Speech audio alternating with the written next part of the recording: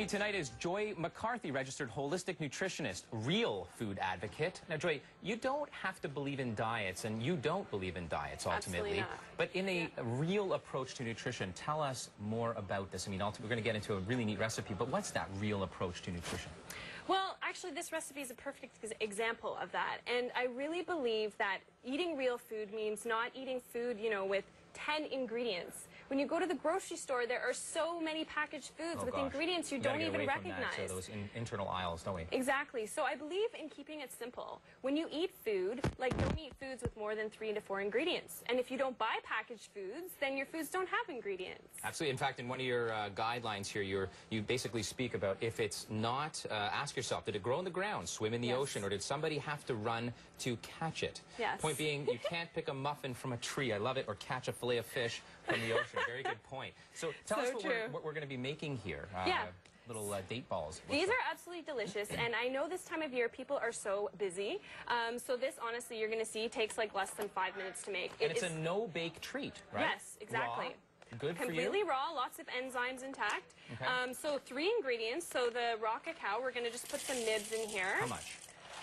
Like 2 tablespoons. Okay, and the recipe's on our website as well, cp24.com, Wylde Health. And you know what? You can just make it up every time. You don't always have to use those exact amounts. Okay. And then I have 4 to 5 medjool dates. Okay. So I've already taken out the pits. Yep. So this is your good complex carbs. And this will also help it to congeal, obviously. Yes, exactly. And dates, even though they're high in sugar, they are on the glycemic index lower than sugar because... Yes. And you're also combining it with the almonds. Yep.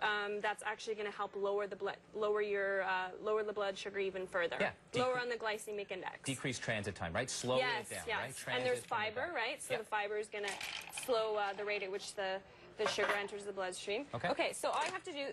Another thing is, when I make these date balls, you're going to see that they taste so delicious. You could make this as a pie crust as well. Oh, yeah, good idea. And seriously, within a little loud.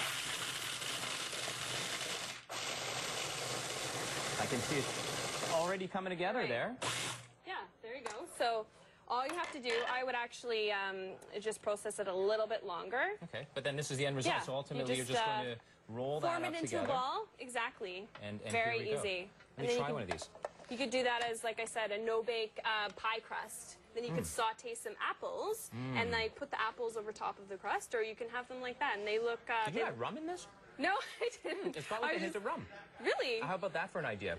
Interesting. Or vanilla? Yeah, Is it vanilla? It's vanilla. Oh, it's vanilla. That's I didn't put vanilla in these ones, but yeah, there's definitely And of course, vanilla. back to your real food guidelines, avoiding foods with a long shelf life. This is a short shelf life. There's no margarine or nonsense in there. Yeah. Right? Tell us about why we don't want that. Yeah, so I have a general sort of rule that I try and follow. If a food can sit out on your counter for longer than a week and no bugs touch it, doesn't grow any mold, then that is not real food. Margarine's a perfect example. How long can you leave margarine out and nothing touch it, Kind of like a plastic food. Yeah, let's go to the phone lines to see what other people are doing out there and whether they're preparing for the holiday season with their own special recipes. We've got Madonna on the line. Madonna's with us calling from Toronto. Welcome to Wylde Health, Madonna. Hi. How are you? I'm pretty good. Good. You have a question or a recipe to share? Well, no, I have 2 really quick questions. Sure. Is that okay? Yeah. I wanted to know what's the recommended vitamin D for the day. I heard 1,000 was too much. Yep. And what's a good honey? I know the Manuka honey, I can't afford that one, but what's another good one? Great question. So, first of all, some foods with vitamin D, because let's make a point through this. So, just give us a few foods with high amounts of vitamin D. Yeah, so yogurt, so organic yogurt. Especially fortified dairies, right? Yes, yeah. Kefir I really like because that is a fermented yogurt, so there's lots of good bacteria. Fish.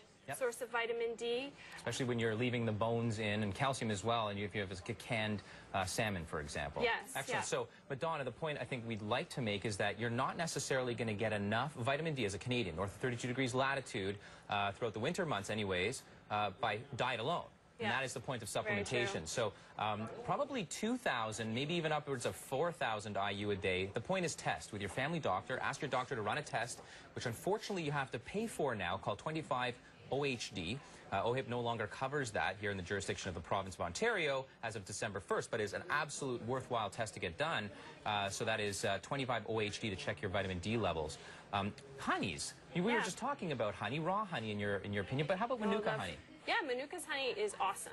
You know what? There are so many different kinds of honeys, and the key thing is that you want to buy honeys that are local. Right. You want to buy honeys from the area you live in. And we're talking about allergies later on in the show as well, right? Yes, hypoallergenic absolutely. foods and allergies, and apparently honeys in nutritional Great science. for allergies, because the bees are using the flowers in the area that you live. So this is why, you know, certain brands you want to avoid because they're, you know, mass-produced, and the honey may be from bees in like Argentina and China, Right. and that's not necessarily Doesn't correlate with some of the you know, allergenicities that you might have in the environment Exactly. Locally. Anyways, very good I point. love honey, superfood. Hope that helps, Madonna. Angie's calling from Woodbridge. Hi, Angie. Hi, Bryce. How are you? I think I recognize the voice. Just wanted to ask, is it imperative or even important for it to be organic for coconut oil, spices, olive oil? Such a great question, Angie. Thank you very much for the question. So let's talk organics. Yes. First of all, level of certification, if you can whip that you know, through to our callers or our listeners here Yep. and viewers, the importance of organic, and in particular in things like, you know, honey. Yes. I really recommend organic as much as possible because that is really your only assurance that you're not getting pesticides, antibiotics, hormones. And Canada, as of June 30th, 2009, last year, Canada now has a certifying stamp. Right. So when you're buying foods in the grocery store, that's your assurance that you know you're buying a clean product. And Very the good. other thing is there's lots of studies now that are showing that organic foods are higher in minerals. So if you're concerned about the cost, then you can always focus on the Dirty Dozen.